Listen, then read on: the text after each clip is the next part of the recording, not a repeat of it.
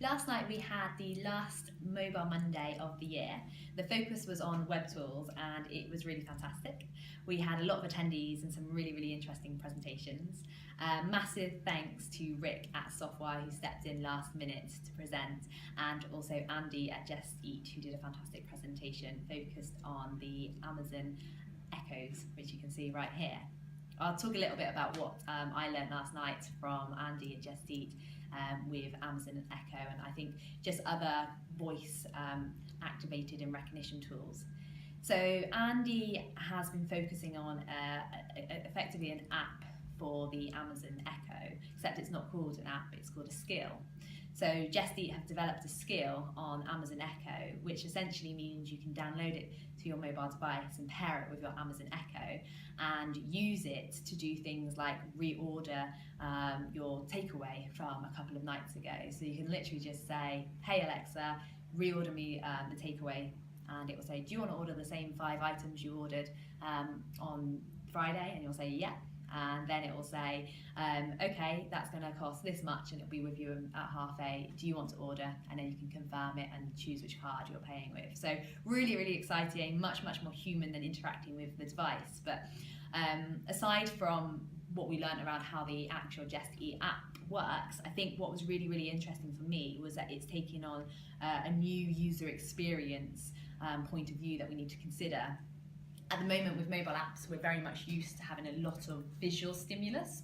So if you're looking at a mobile app or if you're looking at a website, you can use things like colour to help people recognise things or to know where things are, or make things more prominent. You can use font sizes and different fonts and things like that. You can have images, you can have calls to action, and you can display a lot in one small or larger screen to really help the user understand what it is that they need to know.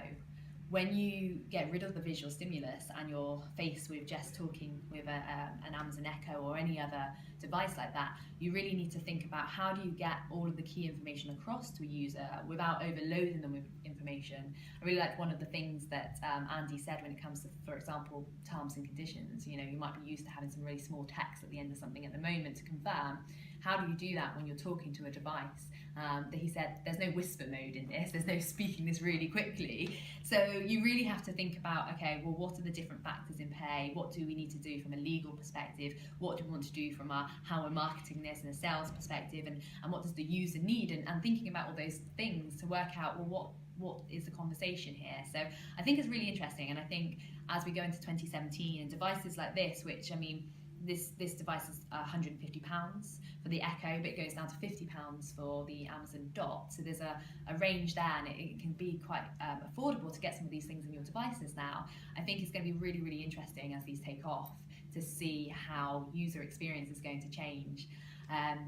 I also think one of the other interesting things to note is that there's not a huge amount on the Amazon Skills store at the moment, so people are buying these, and I think it's a great opportunity for companies to be thinking about, well, how do we want to interact with our clients and customers in a more human way, and having someone in the home that they can speak to and do things. I love the scenario of being able to kind of be in the kitchen when my hands are messy and you're doing something, and be able to speak to the Echo to change the track or do something like that, rather than have to physically go to my mobile device now. So I think there's some really exciting opportunities for that in the future.